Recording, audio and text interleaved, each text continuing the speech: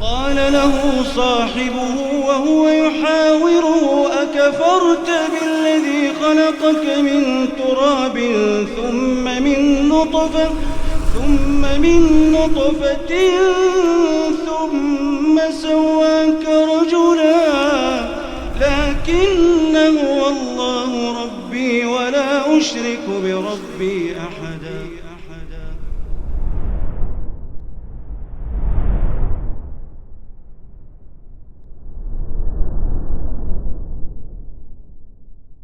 Assalamualaikum warahmatullahi wabarakatuh. Innal hamdalillah nahmaduhu wa nasta'inuhu wa nastaghfiruh wa na'udzu billahi min shururi anfusina wa sayyiati a'malina. May yahdihillahu fala mudilla lahu wa may yudlil fala hadiya lahu.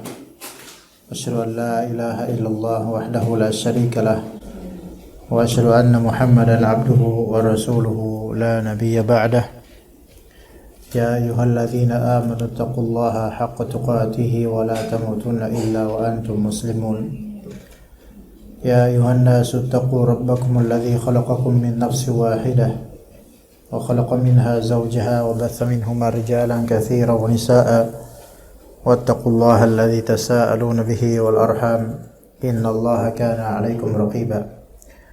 يا أيها الذين آمنوا اتقوا الله وقولوا قولا سديدا يصلح لكم أعمالكم ويغفر لكم ذنوبكم ومن يطع الله ورسوله فقد فاز فوزا عظيما. فإن أصدق الحديث كتاب الله وخير الهدي هدي محمد صلى الله عليه وسلم وشر الأمور محدثاتها وكل محدثة بدعة وكل بدعة ضلالة وكل ضلالة في النار. أما بعد, insyaallah kita akan mulai kajian kitab Umdatul Ahkam kembali. Pada kali ini kita masuk bab baru, yaitu bab dukhulil khala'i wal istitabah atau istijmar. Bab adab masuk ke al-khala. Adab masuk ke al-khala, yaitu kalau di terjemahan WC. Nanti kita pahami baik-baik lebih jauh tentang maksud dari al-khala.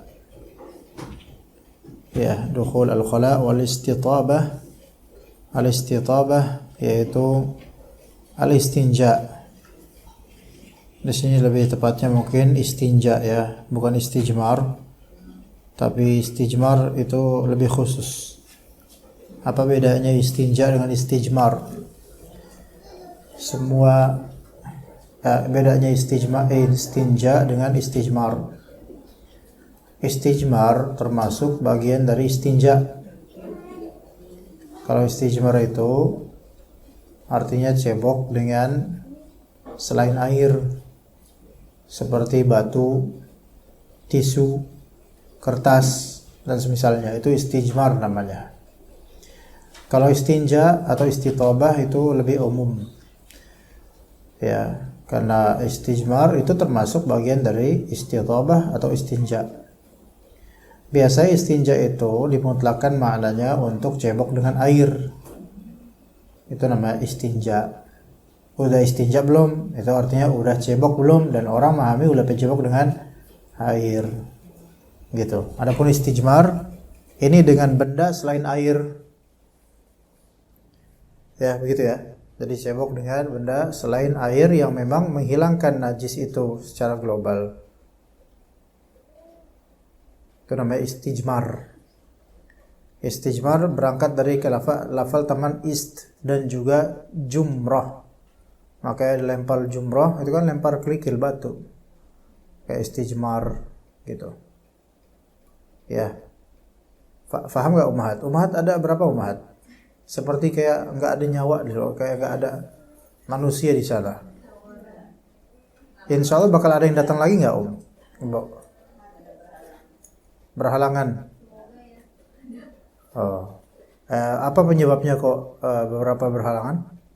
Safar? Oh, bapak-bapaknya juga safar juga? Atau karena umahatnya nggak ramai, bapak-bapak nggak ikut? Atau gimana? Oh. Oh, Masya Allah. Ya, baik. Ya, nggak apa-apa. Mereka safar karena ada kajian ini atau karena apa? Iya. Baik, nggak apa-apa. Ya, kitab ada bab di sini, bab masuk ke al-khala dan istinja. Kita baca hadis nomor di kitab, hadis nomor 13. Kata Nabi SAW dari Anas bin Malik radhiyallahu anhu, beliau menuturkan, anna Nabiyya sallallahu alaihi wasallam kana idza dakhala al-khala'a qala. Nabi SAW, Rasulullah SAW ketika hendak masuk ke WC, dakhala al-khala', maka beliau berkata, Allahumma inni a'udzubika minal khubuthi wal khaba'ith. Ya Allah, saya berlindung kepada Engkau dari para setan perempuan dan setan laki-laki. Baik.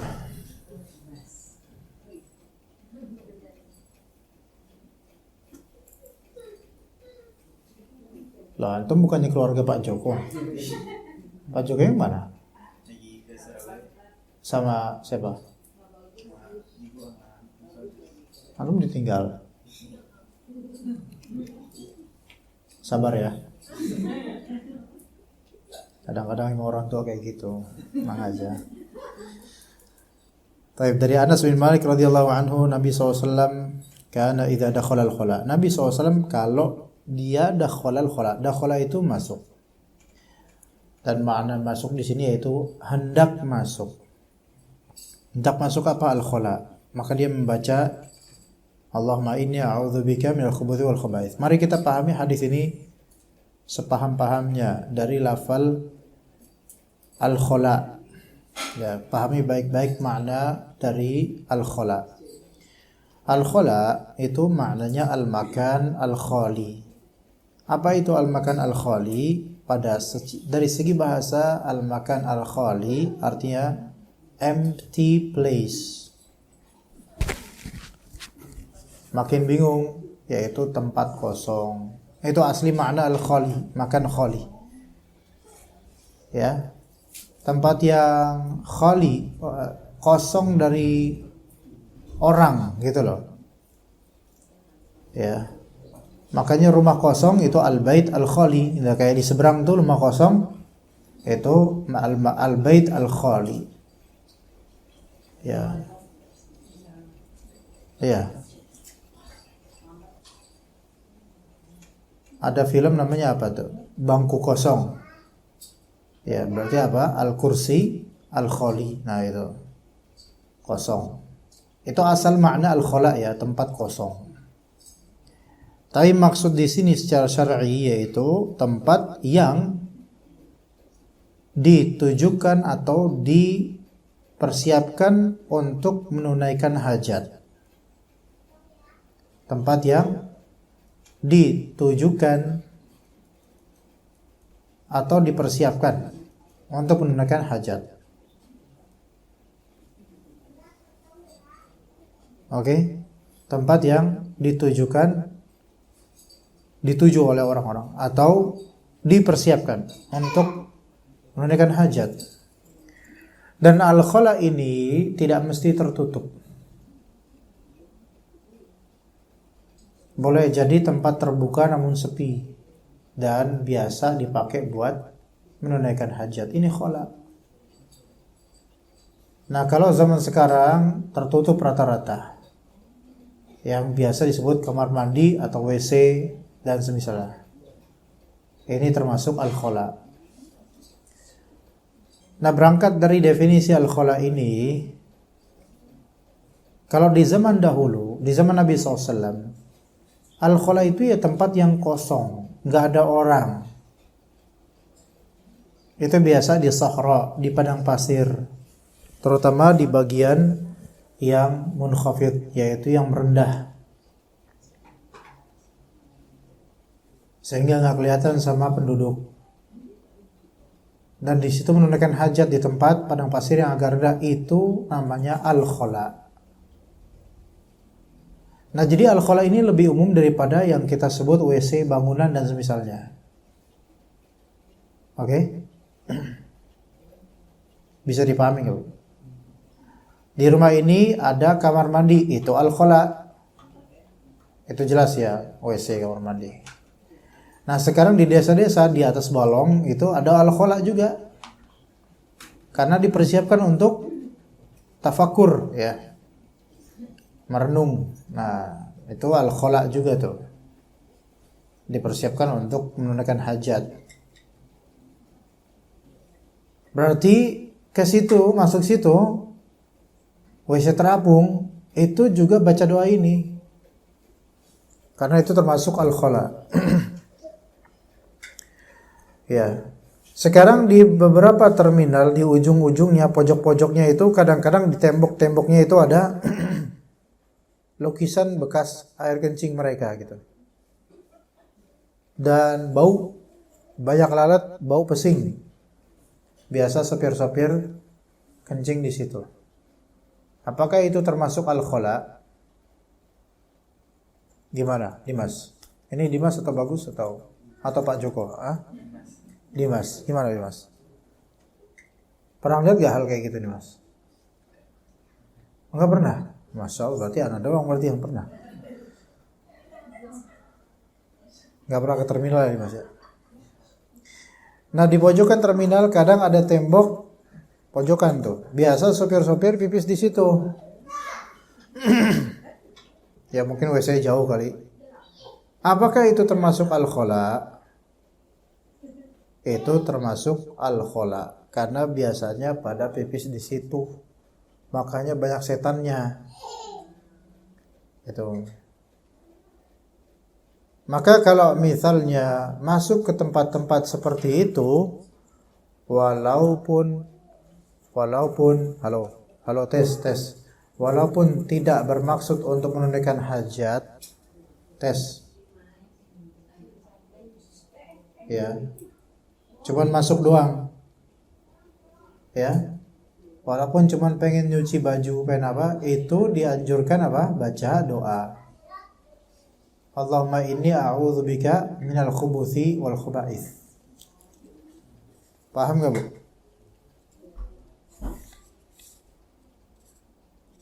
Beneran paham nih Bu? Halo? Nah, jadi pas mau masuk WC bacanya.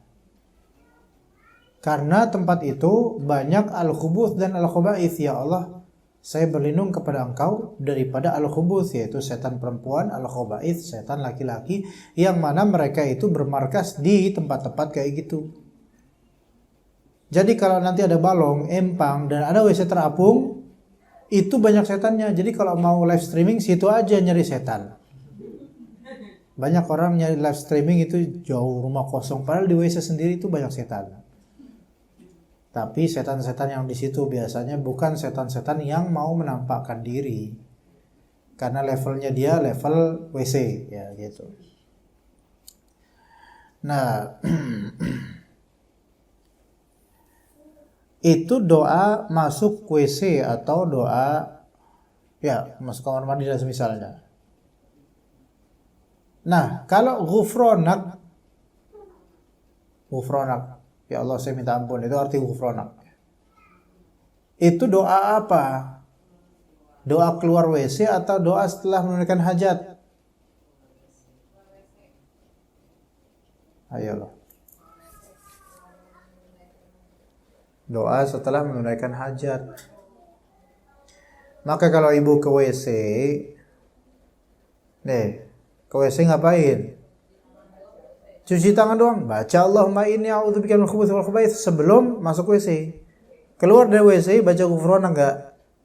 Enggak, karena tadi cuman cuci tangan. Ibu ke dalam kamar mandi WC untuk cuci baju, sama, baca Allahumma inni a'udzubika minal khubuthi wal khaba'ith. Keluar enggak perlu baca ghufran karena kan cuci baju. Kecuali cuci bajunya sambil pipis, nah itu baru.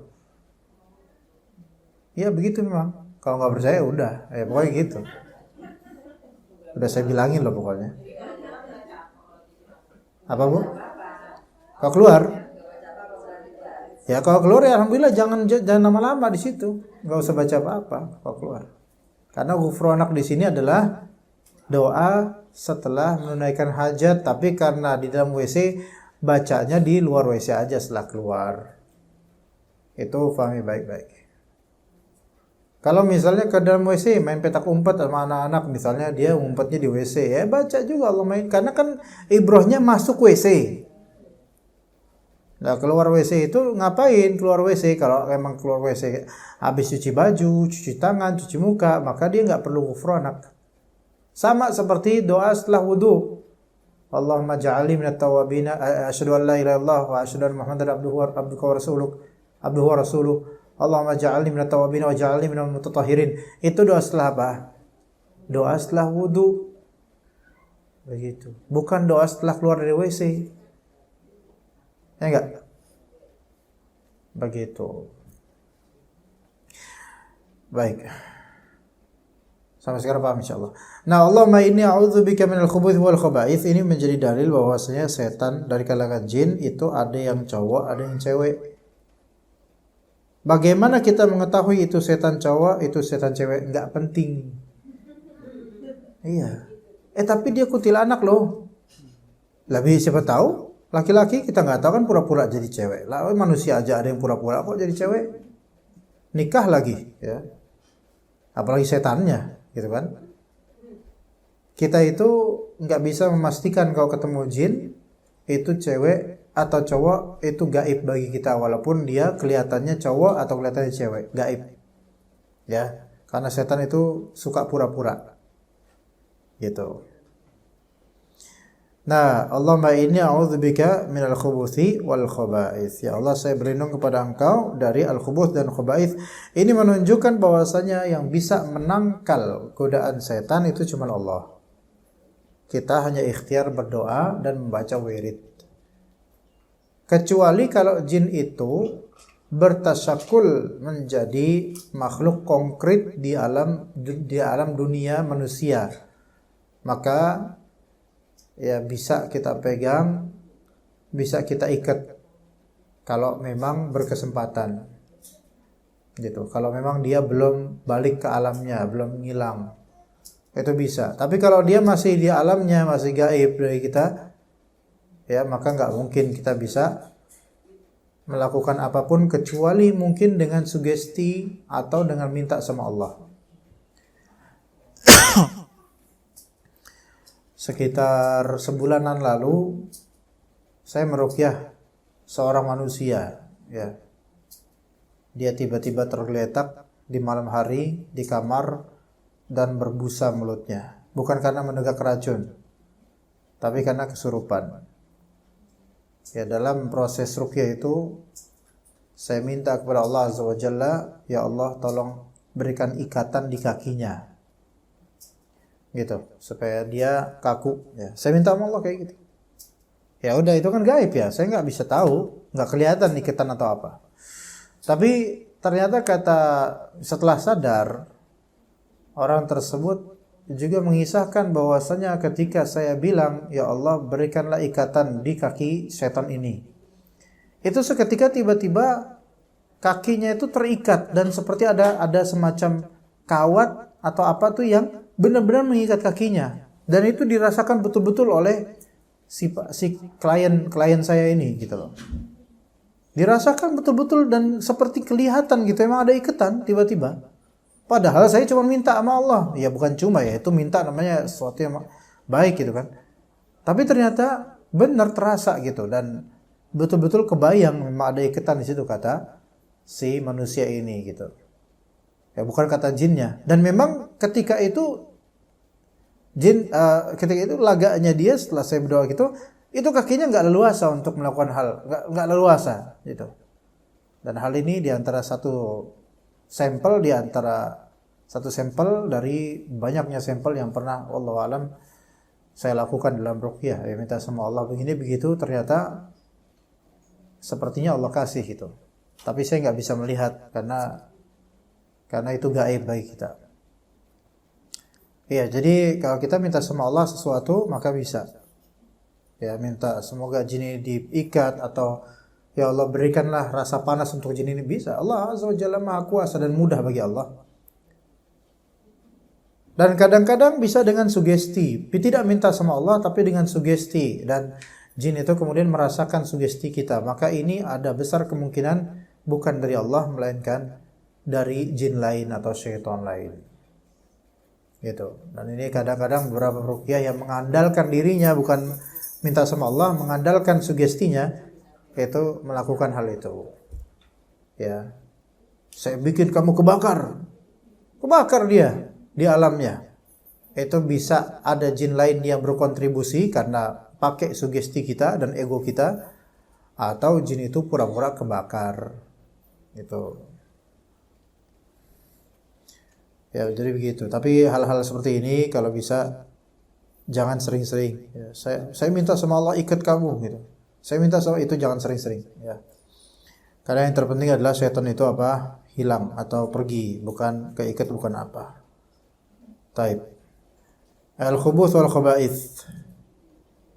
Ini pas banget nih ngomong-ngomong tentang setan.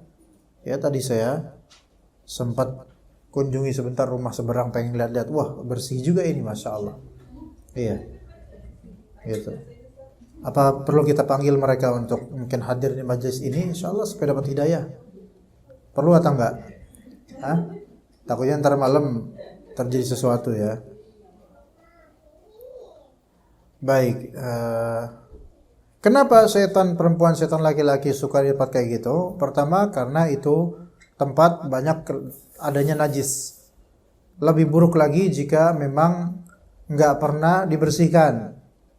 Seperti tadi tempat-tempat pojokan di terminal yang mana belum tentu sopir-sopir itu cebok, atau di setor itu ya karena nggak ada lubang, nggak ada apa ya, mereka ditembok kencingnya, membuat bau, dan itu sangat-sangat disukai syaitan. Sebagaimana tempat-tempat sampah, ya. Tapi sebagian ulama mengatakan, adapun kamar mandi yang sangat clean, bersih betul-betul, itu boleh jadi belum tentu ada syaitannya. Tapi wallahu alam, kita kembali ke keumuman hadis yang menunjukkan zahirnya bahwasanya tempat-tempat itu walaupun bersih, namun suka di situ dibuang najis, walaupun bersih, maka tetap di situ disukai syaitan. Dan kiasan terhadap ini karena najis, begitu juga dengan tempat-tempat sampah. Itu juga syaitan sangat menyukainya. Itu yang zahir. Walaupun kita tidak bisa melihatnya, tapi kadang kita merasakan. Ya. Dan memang ada beberapa kisah, banyak bahkan. Yaitu di tempat-tempat pembuangan pembalut itu kadang-kadang ditemukan jin perempuan sedang menikmati hasil buangan itu. Itu di beberapa tempat.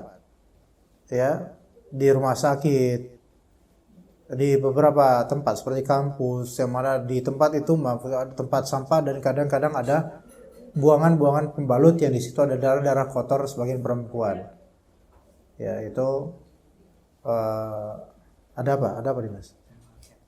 Oh, baket, bukan dari rumah seberang, bukan. Apa dipanggil biar seru. Baik, kita lanjut ke hadis berikutnya para ummahat sekalian. An Abi Ayyub Al-Ansari radhiyallahu anhu, dari Abu Ayyub Al-Ansari radhiyallahu anhu. Rasulullah SAW bersabda, "Idza aradtum al-gha'id fala tastaqbilul qiblata bi gha'itin wala baulin wala tastadbiruha walakin syarriqu aw gharribu." Kalau misalnya kalian pengen gha'id itu BAB, atau dikiaskan dengannya segala macam menunaikan hajat. Idza aradtum al-gha'id fala Waalaikumsalam, Pak silakan. Fala tastaqbilul qiblah. Maka janganlah kalian menghadap ke kiblat dalam bighaid, dalam menunaikan hajat ataupun baul, kencing. Jangan menghadap kiblat. Jika kalian mendatangi tempat menunaikan hajat, jangan kalian BAB dan kencing dengan menghadap kiblat. Wala tastadbiruha, dan jangan pula membelakangi kiblat. Walakin syarriqu aw gharribu, tapi menghadaplah ke arah timur atau barat. Ya. Tapi ini hadis, kenapa kok jangan belakangi kiblat, jangan menghadap kiblat, tapi ngadap ke timur atau barat? Kan beda-beda tempat itu. Iya, tapi kan hadis ini terucap ketika apa? Ketika Nabi SAW di Madinah. Kalau di Madinah ke arah selatan atau ke arah utara itu sama dengan menghadap atau membelakangi kiblat ketika di Madinah. Ya. Kalau di sini berarti ke arah kiblat condong kemana? Ke arah barat, pinggir dikit gitu ya. Nah, hanya kemudian dikatakan di sini faqadimna Syam. Kami mendatangi Syam. Syam itu kalau sekarang daerah apa? Palestina, Yordania, Suriah, Libanon. Ya, Palestina, Yordania, Suriah, Libanon. Itu Syam semua itu. Adapun Irak itu masuk daerah Baghdad, Babilonia. Adapun Iran masuk Persia. Iran itu Persia. Kalau Irak dikenalnya dulu Irak, Baghdad. Ya, Iran dulu nggak ada. Iran itu dulu maksudnya Persia. Teheran ya, sekarang Iran ibu kotanya Teheran. Dan kalau pernah dengar ulama dinisbatkan kepada daerah namanya Roy, disebut Rozi. Rozi itu dari zaman dahulu abad 300 Hijriah sampai 600 Hijriah. Itu kota namanya Roy, ada kota namanya Roy gitu. ROI ya, Roy. Itu sekarang Teheran. Roy itu dulu adalah kiblatnya ilmu dulu. Ahlus Sunnah di situ. Sekarang pusat Syiah. Namanya Teheran. Itu dari bahasa Arab dari Tahran, artinya suci. Suci dari segi nama, khabith, najis dari segi akidah. Sekarang mah Syiah soalnya. Dan suci juga dari masjid-masjid Ahlus Sunnah. Di dunia ini cuma ada satu kota yang anti masjid Ahlus Sunnah. Teheran doang. Gak ada masjid yang sunnah di sana. Gak ada masjid sunnah, maksudnya masjid sunnah itu dalam artian bukan masjid salafi, bukan. Maksudnya masjid sunnah ini masjid yang bukan Syiah, itu nggak ada di Teheran. Semua masjid itu Syiah semua. Ya. Nah, di Syam seketika itu para sahabat datang ke daerah Syam. Fawajadna marahidha. Kami mendapatkan marahid, jamak dari mirhat, yaitu tempat mandi dan juga tempat menunaikan hajat, qad buniyat nahwal Ka'bah, yaitu dibangun menghadap ke Ka'bah kiblatnya. Fananharifu anha, dan kami pun nanharif, yaitu kami apa di sini Indonesianya, kami bergeser, maksudnya bergeser dari arah kiblat, yaitu ketika menunaikan hajat di dalam marahid itu tidak menghadap atau membelakangi kiblat, menggeserkan sedikit, menyimpangkan sedikit. Wa nastaghfirullah, dan kami memohon ampun pada Allah. Dan ini dipahami oleh para sahabat bahwasanya WC, kamar mandi, walaupun bentuk bangunan, kalau menghadap atau membelakangi kiblat itu tetap tidak boleh, dilarang. Ya, sesuai dengan zahir hadis ini. Karena mereka langsung betul-betul mengamalkan hadis. Ya. Namun ini menjadi khilafiyah di antara ulama, karena sebagian ulama mendapatkan hadis lainnya yang menunjukkan bahwasanya di akhir hayat, ya, bahwasanya hal seperti ini hanya berlaku pada apa?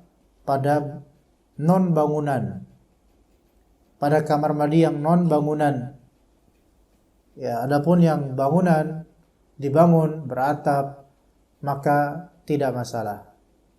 Ya. Sebagaimana hadis Ibnu Umar radhiyallahu anhuma. Ya. Lihat di sini hadis berikutnya. An Abdullah bin Umar bin Khattab radhiyallahu anhuma, dari hadis Ibnu Umar, Abdullah bin Umar. Beliau berkata, raqitu yawman ala baiti Hafsah. Suatu hari aku naik di atas rumahnya Hafsah. Hafsah ini siapa? Sahabat Nabi. Iya, saya tahu. Siapa coba Hafsah? Maksudnya sahabat Nabi yang berstatus apa? Sebagai putra Rasulullah. Ayo, sebagai istrinya, salah satu istrinya Rasulullah SAW. Nah, Hafsah ini siapanya? Siapanya Abdullah bin Umar? Saudari kandung. Anaknya siapa Hafsah? Anaknya Umar bin Khattab. Gitu ya. Jadi Abdullah bin Umar ini siapanya Rasulullah? Istri, ngawur aja. Abdullah bin Umar loh kok istri, Bu? Ipar lah, Bu, gimana? Abdullah bin Umar saudarinya Hafsah. Hafsah istri Rasulullah. Berarti Abdullah bin Umar siapanya Rasulullah? Ipar. Masih menjawab istri lagi, waduh. Ya. Nah, Hafsah, rumahnya Hafsah. Ya. Nah, di rumahnya Hafsah, faraitu Nabiya SAW yaqdi hajatahu mustaqbil asy-Syam mustadbirul Ka'bah. Nah, ini. Aku melihat Nabi SAW menunaikan hajatnya menghadap ke Syam dan membelakangi Ka'bah. Kok seolah-olah hadis sebelum dan hadis ini seolah kontradiktif ya.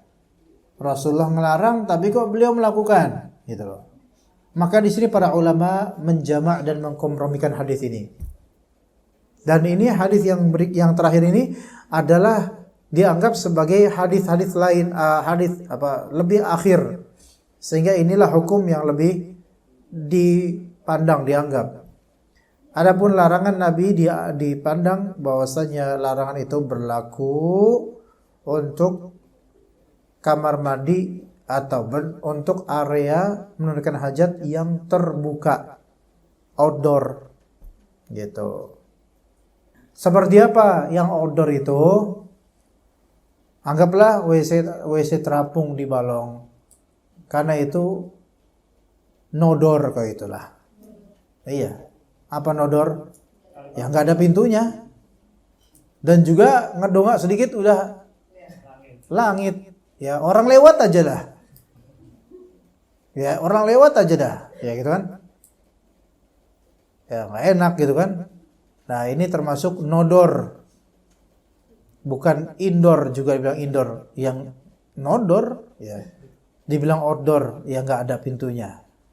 Makanya seperti ini nggak boleh menghadap atau membelakangi kiblat. Ya besok-besok kalau ibu-ibu siapapun kita mau eksperimen BAB di situ atau kencing di situ, maka perhatikan jangan sampai membelakangi atau menghadap kiblat.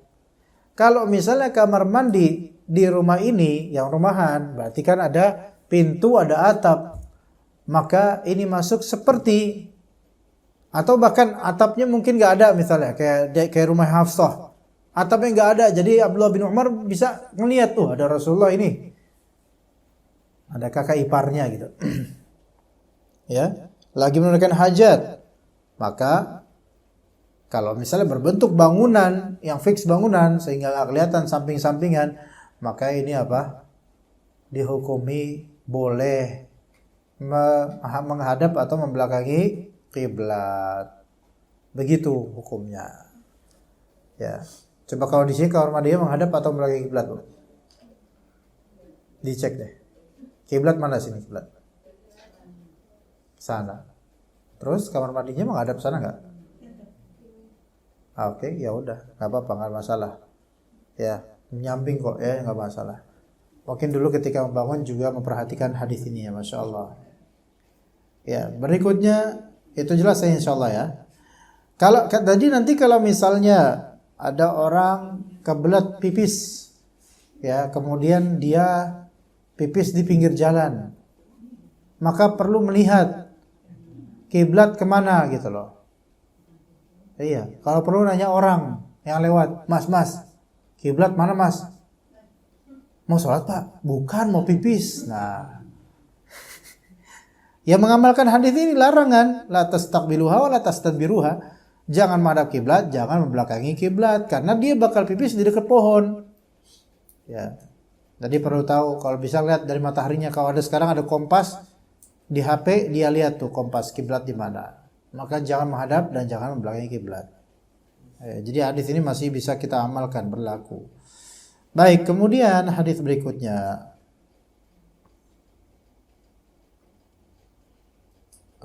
Mana ya? Hadis siapa nih sekarang? Hadis Abu Qatadah bukan? Hadis berikutnya hadis Anas bin Malik. An Anas bin Malik radhiyallahu anhu annahu qala. Dari Anas bin Malik beliau mengatakan, Kana Rasulullah SAW yadkhulul khala. Dulu Rasulullah masuk ke WC. Fa'ahmilu ana wa ghulamun nahwi ma'i idawatan min ma'in wa anazatan fayastanji bil ma'. Aku, yaitu Anas bin Malik, dan orang yang sebaya denganku, sama-sama anak kecil ketika itu. Gulam itu anak kecil belum balik, itu gulam namanya. Laki-laki tapi. Lantas membawakan idawah, kantong kulit berisi ma, berisi air. Wa anazatan, dan tombak pendek. Ya. Fayastanji bil ma. Lalu beliau membersihkan, atau bahasa kita cebok ya, dengan menggunakan air tersebut. Ya. Ngantuk ya Pak ya? Iya, soalnya agak sepi jadi emang bikin ngantuk. Saya sebenarnya nggak ngantuk Pak, tapi antum memprovokasi saya untuk ngantuk. Gimana kalau kita ngantuk berjamaah aja Pak? Nah di sini perhatikan lafalnya Nabi SAW masuk ke al-khala. Ya. Baik. Untuk menunaikan hajat. Maka kemudian beliau memerintahkan Anas bin Malik dan satu temannya untuk membawa apa? Membawa satu ember lah, anggap kalau bahasa sekarang tuh ember gitu, kayak ember gitu ya. Bersihkan air untuk cebok. Dan dibawakanlah juga anazah, yaitu asa qasirah, tombak pendek yang di ujungnya itu ada besi tajam. Ya. Nah, kenapa bawa hal itu gitu. Kalau air kan jelas ya untuk cebok gitu kan ya. Tapi ini kenapa kok bawa tombak juga? Tujuannya apa? Tujuannya untuk memberikan batasan.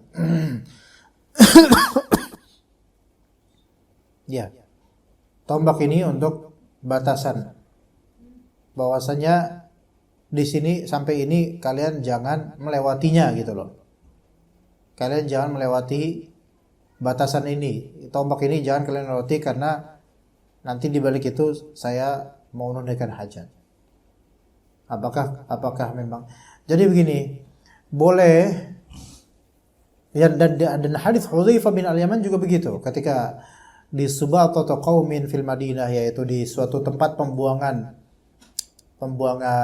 benda-benda limbah atau benda-benda buangan rumah tangga atau bahasa kita itu TPS.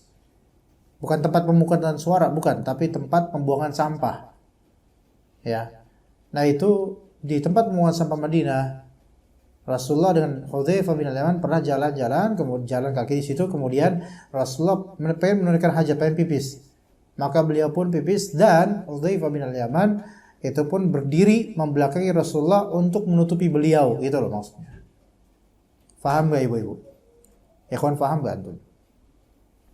Jadi beliau pakai tombak nancepin plek di sini batasannya, kalian jangan lewatin sini, kalian silakan boleh berdiri di situ untuk nutupin saya gitu loh. Jangan lewatin ini karena bagi daerah sini nih saya menunaikan hajat di sini. Kalian boleh berdiri membelakangi kami nggak masalah gitu loh. Jadi tombak ini bukan buat cebok atau bukan. Ya ngeri lah kalau cebok itu.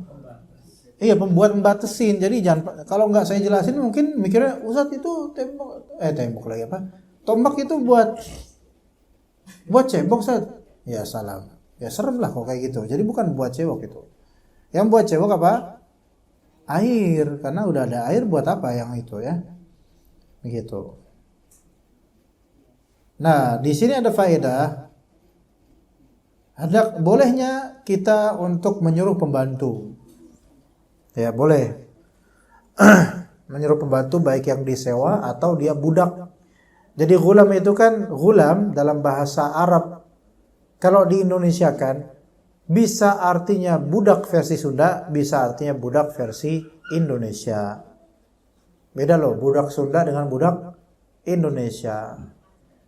Kalau budak Sunda artinya anak kecil belum balik atau anak-anak Ya. Barudak itu jamak kan? Iya, jamak taksir dari budak, ya. Barudak. Ada mana barudak? Ya kan? Itu kan barudak. Itu bukan budak versi bahasa Indonesia. Kalau budak versi bahasa Indonesia berarti abd, yaitu hamba, ya gitu loh. Dua-duanya gulam. Dua-duanya gulam. Budak perbudakan laki-laki gulam. Ya, tapi selama dia belum baligh itu gulam. Ya. Dan juga budak dari segi anak kecil kayak anak itu ya gulam. Nah, itu gulam juga tuh. Kalau ini yang perempuan jariyah. Kok pas banget ya?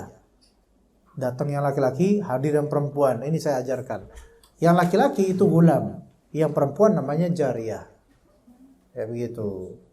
Nah, ini gulam ini. Datang yang ini. Nah, ini anak kecil lagi yang ketiga pakai baju marun. Ini gulam. Iya. Nah, dekat sedikit kamera sama ini bapak-bapak ini untuk kamera saya nih. Nah, ini ayah. Nah, ini abu ya namanya, abu gulam. Jadi kalau anak kecil lagi ini Pak, gulam disebutnya. Kalau Dimas udah balik kan, nah itu bukan gulam lagi. Iya. Namanya juvenile ya itu, remaja. Syabab, masuk syabab, pemuda. Kayak saya juga pemuda ya. Iya, pemuda. Iya. Kemudian di antara faedah hadis ini adalah penganjuran istinja atau cebok dengan air. Itu lebih afdol. Cebok dengan air itu paling afdolnya cebok dibandingkan dengan media atau materi selain air seperti batu atau tisu. Air lebih afdol. Tentu yang paling afdol, paling sempurna air dan dengan batu atau dengan tisu. Ya, itu sempurna tuh, semuanya dapat gitu loh. Ya. Kalau ada air tapi lebih prefer pakai tisu, boleh atau tidak? Sah atau enggak? Sah atau tidak? Sah. Iya, sah minimal 3 kali usapan atau 3 kali. Ya, 3 kali 3 kali usapan lah.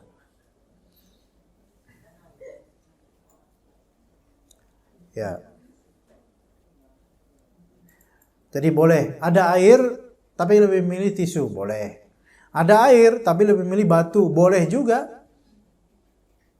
Jika mandi kan, ada air nih, tisu nggak ada, pakai batu, cari dulu batu keluar, buat cebok, boleh nggak?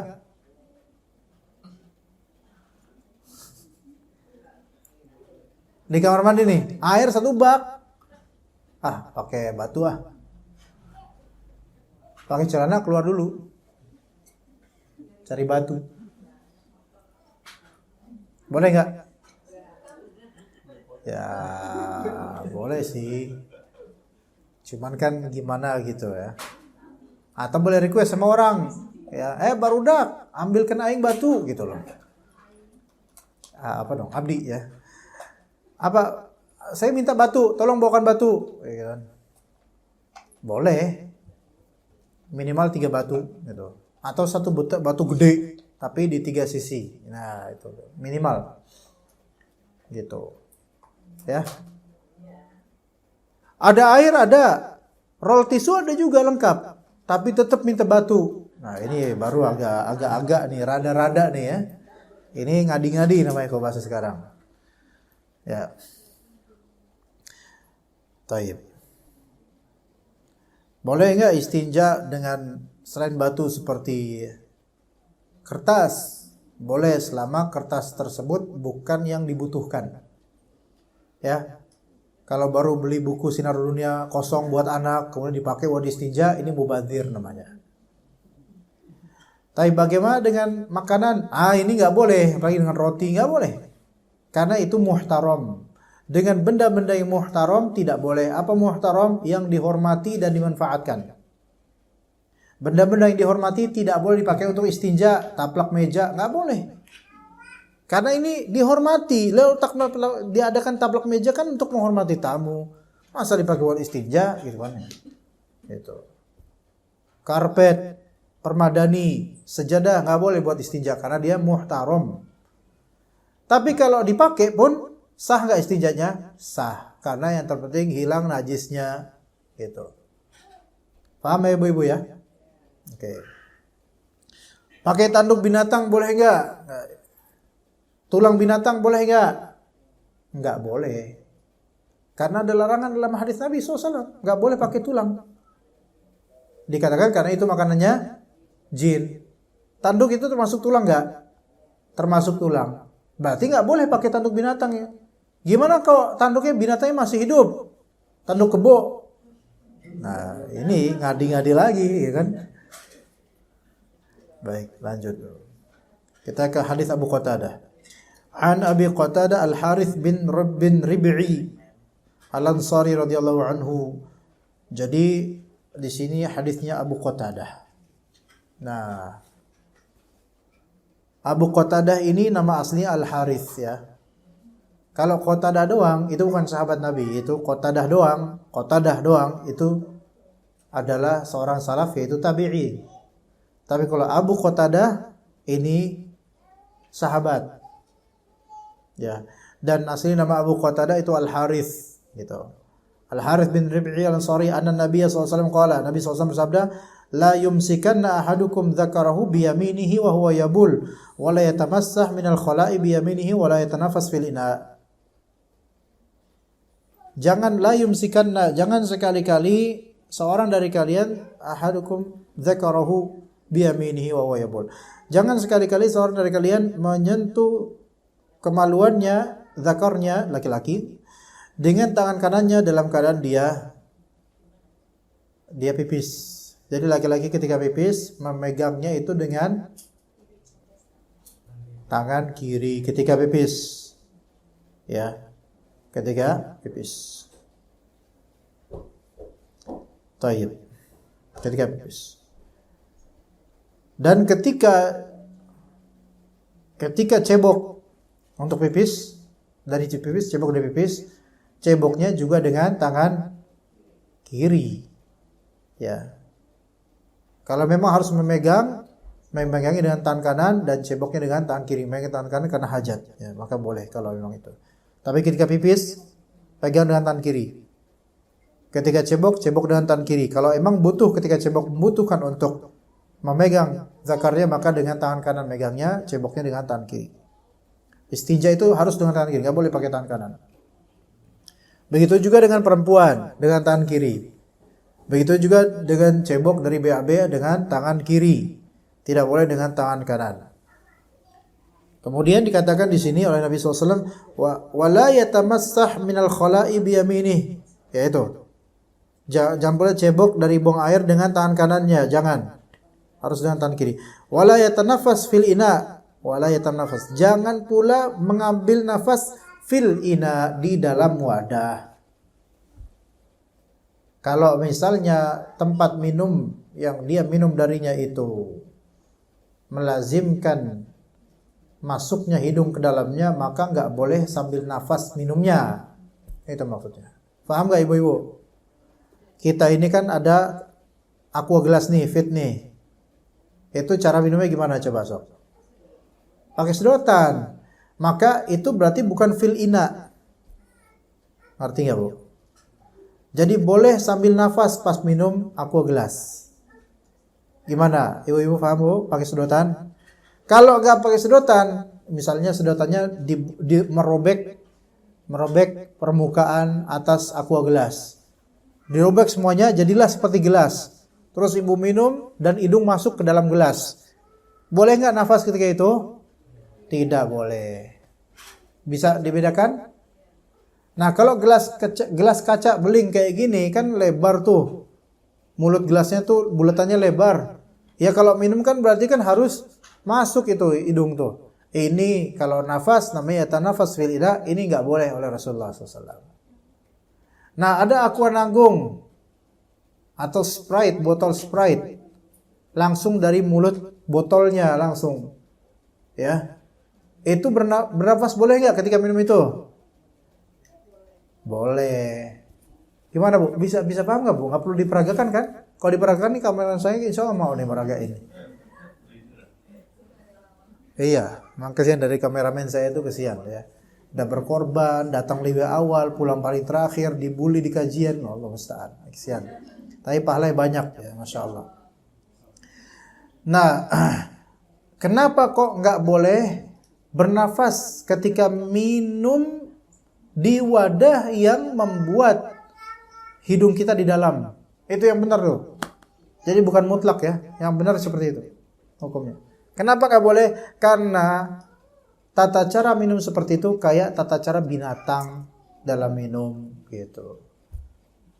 Ya. Oke, paham di sini? Coba lihat gimana kalau kebo, sapi, anjing, kucing kalau minum. Masuk dia ke dalam itu dan sambil nafas. Jadi akhlaknya akhlak binatang kayak gitu tuh. Ya, udah gitu kemudian nafas ke airnya yang bakal diminum, itu kurang baik juga gitu loh, tidak baik gitu loh. Adab juga kurang baik. Seperti itu.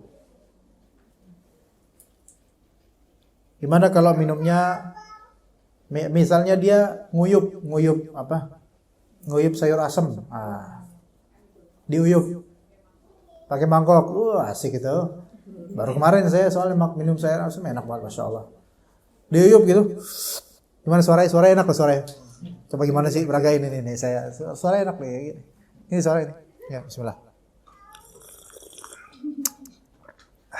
Seger itu, Masya Allah. Tapi ini air bukan sayur asem. Nah, diuyup. Kan kalau pakai mangkok itu kan kayak di dalam gitu loh. Walaupun nggak dalam amat. Itu masuk. Jangan, karena itu masuk minum, bukan makan.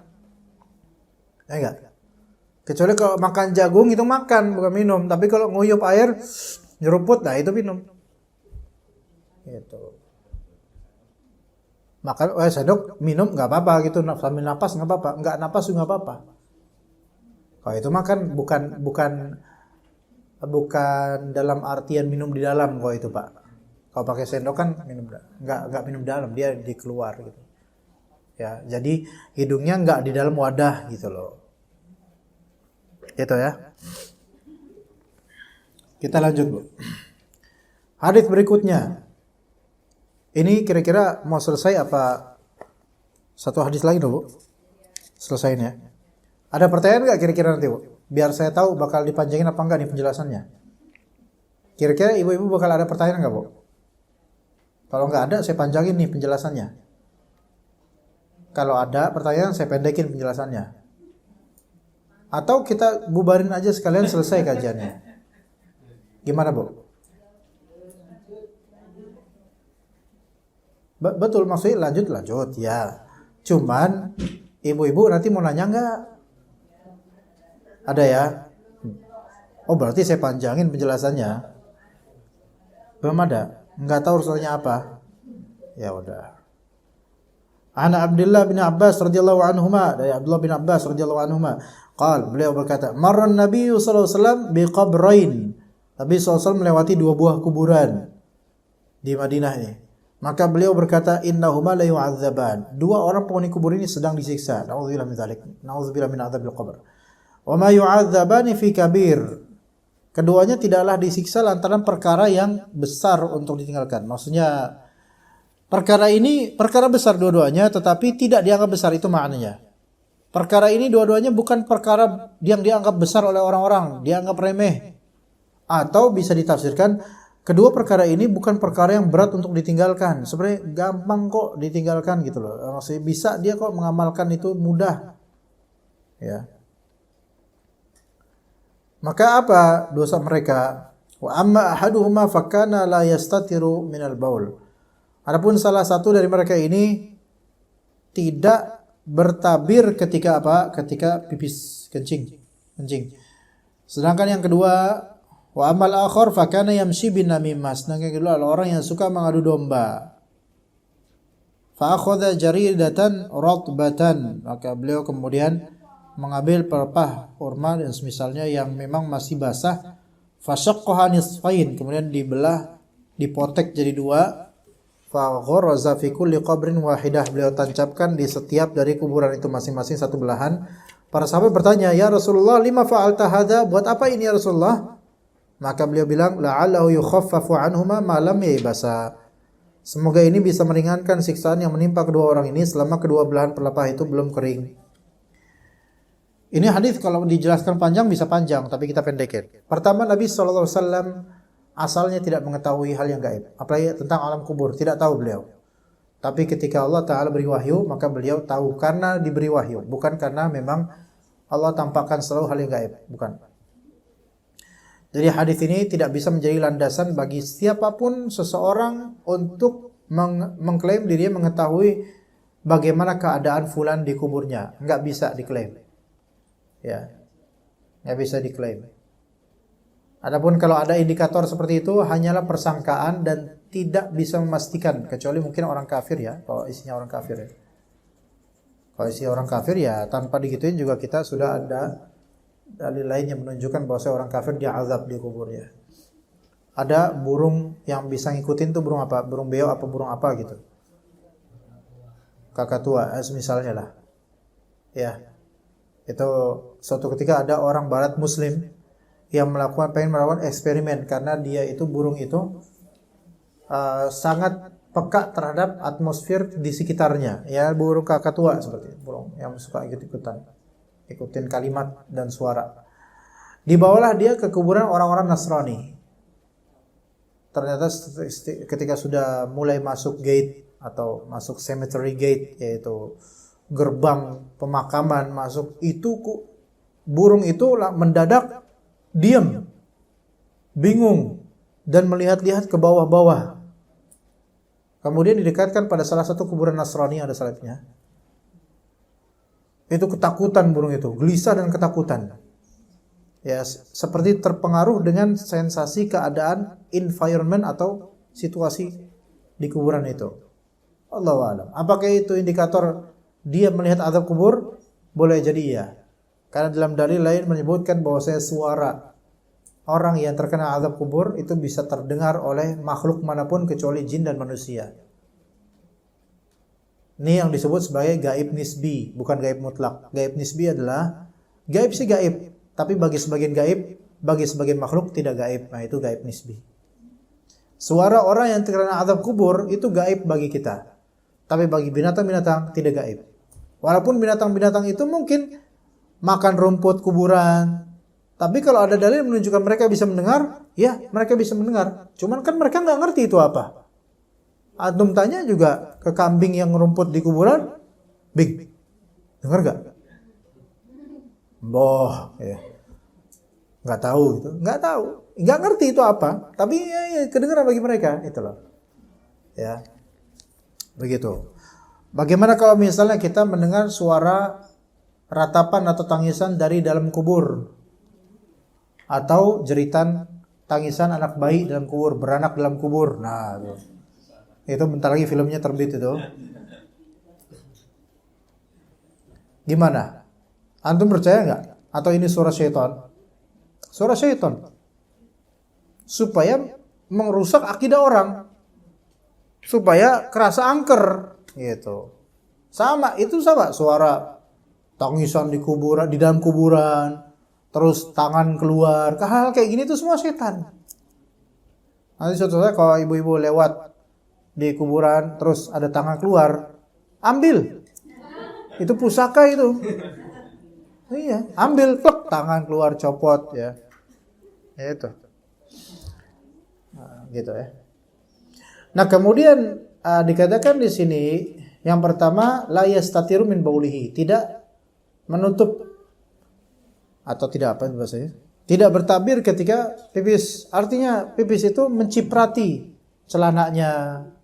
Dan dia meremehkan hal itu gitu loh. Ini calon terkena azab kubur. Di hadis lain Nabi SAW mengatakan bahwa kebanyakan azab kubur dari umatku itu karena masalah baul, masalah pipis. Jadi ini masalah yang diremehkan. Nah sekarang alhamdulillah ada urinoir.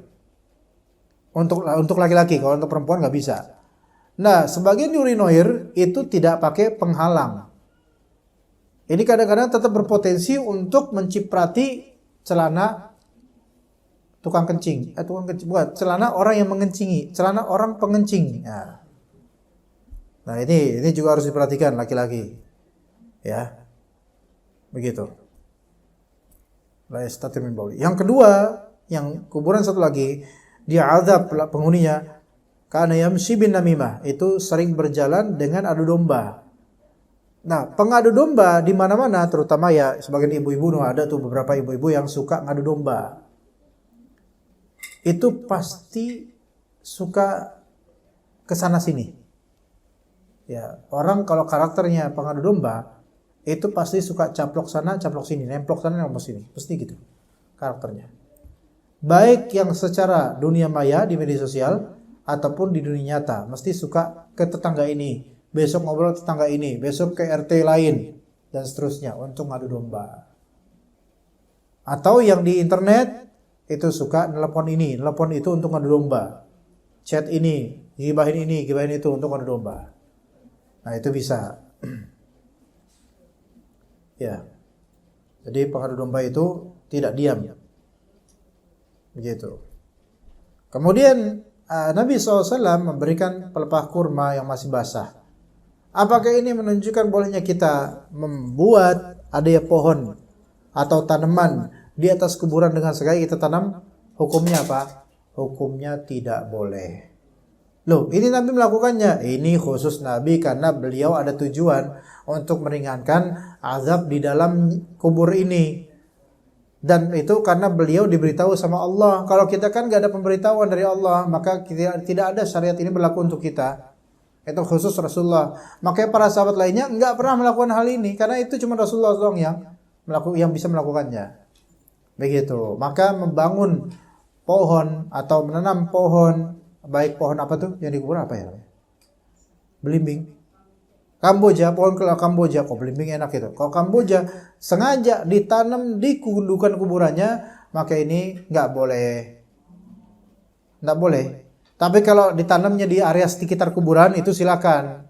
Selama tidak ada kepercayaan tertentu. Gitu. Apalagi pohonnya natural, ada tumbuh sendiri dengan izin Allah, maka itu nggak masalah. Tapi kalau misalnya pohonnya tumbuh dengan izin Allah, tumbuh sendiri di kuburan fulan, itu nggak apa-apa. Ya mencabutnya juga nggak apa-apa. Ya, baik pohon Kamboja, pohon apa, tumbuhan, seledri misalnya, ya lumayan lah buat nyayur atau apa gitu kan, maka nggak boleh.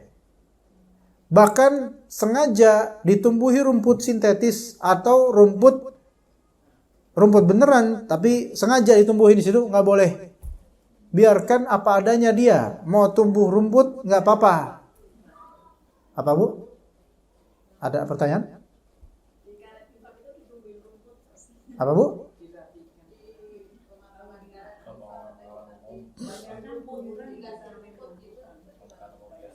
Nggak boleh. Iya. Nggak usah ditumbuhin apa-apa. Tapi kalau rumputnya tumbuh sendiri, ya nggak apa-apa. Boleh kalau dirapiin boleh. Karena ibrohnya sekarang adalah tidak sengaja menumbuhkannya gitu loh. Itu ibrohnya. Tapi kalau tumbuh sendiri, dicukur, dirapihin nggak apa-apa. Iya. Dikerok, dibersihin semuanya juga nggak apa-apa. Nanti tumbuh lagi yang lain gitu. Wah, rumput nih mah aduh. Ternyata habis itu tumbuh pohon nangka. Nah, boleh nggak? Ya biarin. Iya, duren musiman nanti tumbuh itu. Nah, sekarang masalahnya buahnya itu buat siapa? Nah, itu masalahnya. Karena namanya kuburan kan, misalnya pohon duren, pohon nangka, misalnya kan gede tuh. Antar kan rebutan mayit-mayit itu. Punya gua ini, area gua gitu. Makanya kalau bisa sebaiknya sih jangan pohon yang berbuah di situ mah. Ya. Ya begitu. Ya, jadi tidak boleh menumbuhkan apapun di situ. Kalau emang tumbuh sendiri dengan izin Allah, maka boleh, silakan. Mau dirapikin boleh, mau dihilangkan boleh, mau dibiarkan juga boleh. Mau dibiarkan liar sampai ada ularnya juga itu nggak apa-apa. Area kuburan tetap kuburan, tapi sebagai penghormatan juga buat dia, jangan dibiarkan berilalang kayak gitulah. Ya, sebagai penghormatan. Dan juga petugas itu juga boleh untuk merapikan, tapi tidak boleh menumbuhkan. Karena ini bukan sawah, nggak usah numbuhin apa-apa. Gitu. Jangan sengaja numbuhin. Kecuali di area kuburannya, bukan di kuburnya. Kalau memang di area kuburnya mau naruh tanaman apa, silahkan, asal jangan ada keyakinan khusus. Ini kalau pakai tumbuhan beringin ini kayaknya lebih bagus, lebih estetik, lebih eksotis, lebih mengundang. Lo mengundang apa? Mengundang minat masyarakat untuk menganggap ini sebagai kuburan. Jangan. Iya. Jangan. Iya, mengundang uang misalnya, cuan. Ya jangan. Ya begitu. Kemudian juga menaruh kembang-kembangan itu juga tidak boleh. Nyekar itu tidak ada dalam Islam seperti itu. Nyekar tidak ada dalam Islam. Nyekar kan dari kata sekar. Ya, baik ketika sadranan atau yang lainnya. Atau ziarah sebelum Ramadan, nyadran, atau ziarah ketika Ramadan, atau ziarah ketika mau safar haji, atau ziarah mau safar umrah, apapun itu ziarah kubur, tidak ada yang namanya tabur bunga. Enggak ada. Dan penghasilan dari hal-hal seperti ini tergolong haram karena apa? Bertawun, saling membantu dalam kebid'ahan. Alasan orang-orang kan kadang tabur bunga ini untuk supaya meringankan azab kubur. Loh, berarti lagi diazab dong. Paham nggak? Jadi nggak boleh kayak gitu. Nggak ada urusan. Udah. Kita nggak tahu isinya. Kita doain aja. Doain itu lebih afdol daripada berbuat seperti itu. Penaburan ini terus diairin. Nggak usah. Udah biarin aja. Rapihin boleh, tapi tidak boleh ditambah-tambah hal tertentu. Ya begitu. Terus pakai air bunga. Ya nggak usah. Nggak usah macam-macam. Ya air bunga mawar dan seterusnya. Nggak usah macam-macam.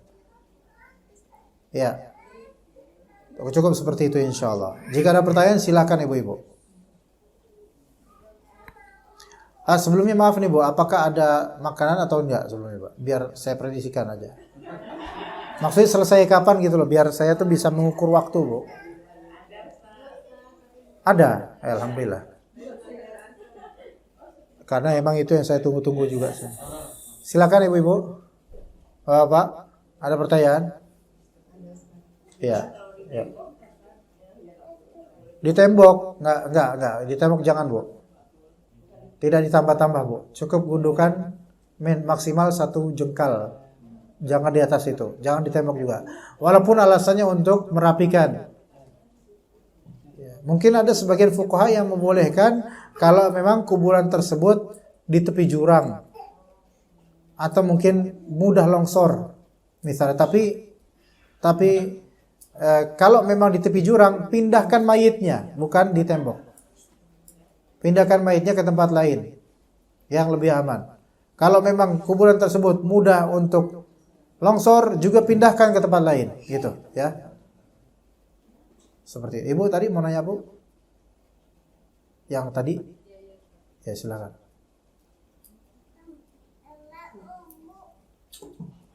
Bagaimana sunnya berwudu setelah mandi terdapat dosa dan membaca basmalah berwudu? Berwudu di kamar mandi, apakah boleh dengan mengucapkan basmalah? Sebagian ulama mengatakan boleh, cukup bismillah dong, boleh sebelum wudu di dalam kamar mandi. Ulama lain mengatakan makruh, melainkan di hati saja baca bismillahnya. Wallahu alam, dibolehkan kalau cukup baca bismillah boleh. Di dalam kamar mandi boleh. Cukup baca bismillah aja. Kalau saya diucapkan gitu ya Ustaz? Boleh diucapkan, boleh di hati. Di luar kamar mandi aja. Itu insyaallah gitu. Luar kamar mandi.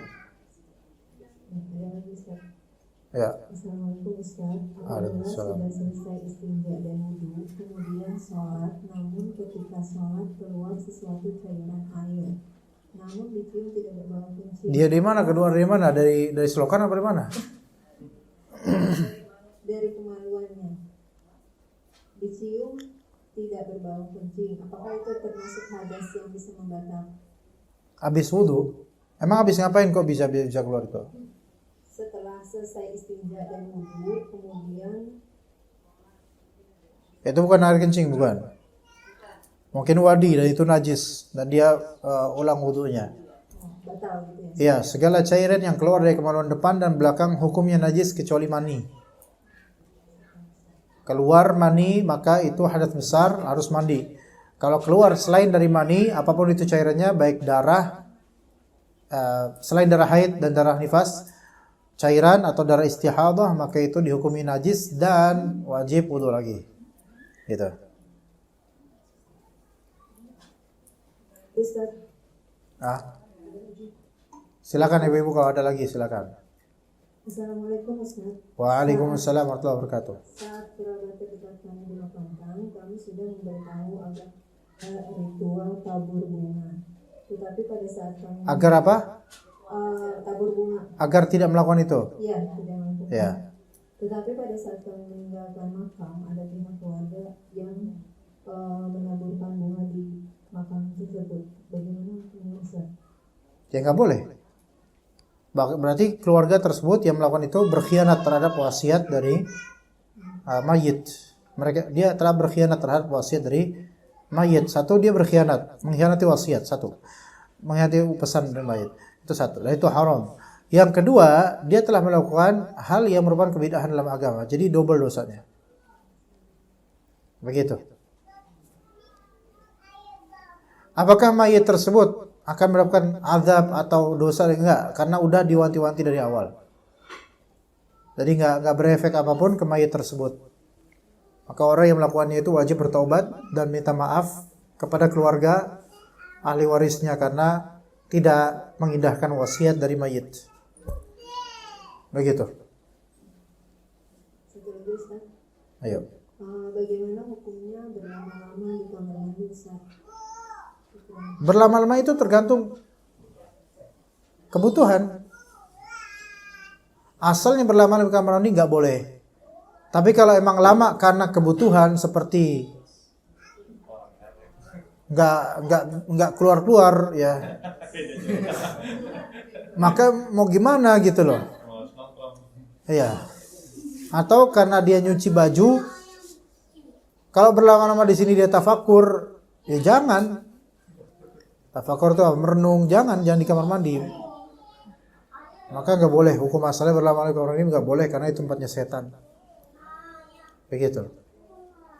Kalau ada hajat maka itu nggak masalah. Kalau di luar dari hajat maka nggak boleh. Minimal dimakruhkan. Begitu Bu. Ada lagi ibu-ibu? Yuk.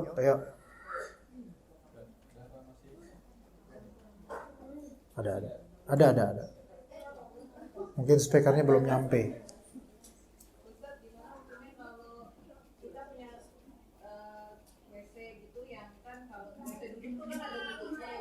Ya.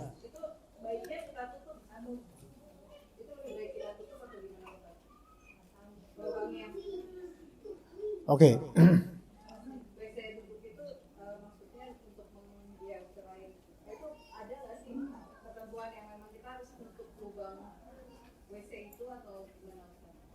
Ya, oke. Rasulullah SAW memerintahkan kita ketika menjelang maghrib atau sandekala untuk menutup wadah-wadah air dan makanan, terutama wadah air. Ya, kalau memang nggak bisa menutupnya, tutuplah dengan minimal satu tongkat lah, minimal dengan bacakan Bismillah. Tutup pintu, tutup jendela untuk menghindari syaitan masuk ke dalam rumah. Nah, yang Rasulullah SAW pesankan itu untuk wadah-wadah air yang berguna. Termasuk juga air di kamar mandi yang memang untuk cebok, ditutup kalau memang bisa.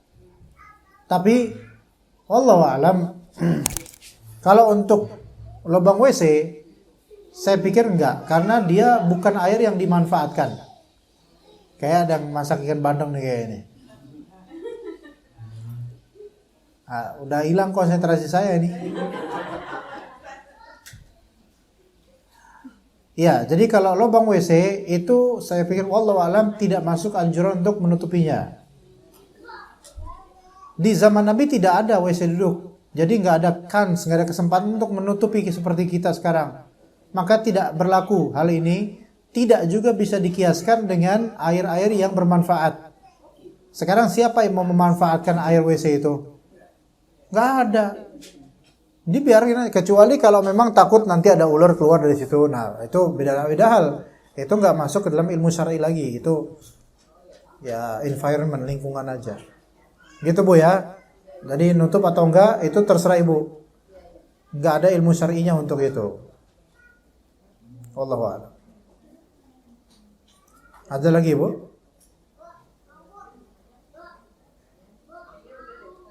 Oke. Baik. Itu tadi ngangetin ikan bandeng atau masak Bu?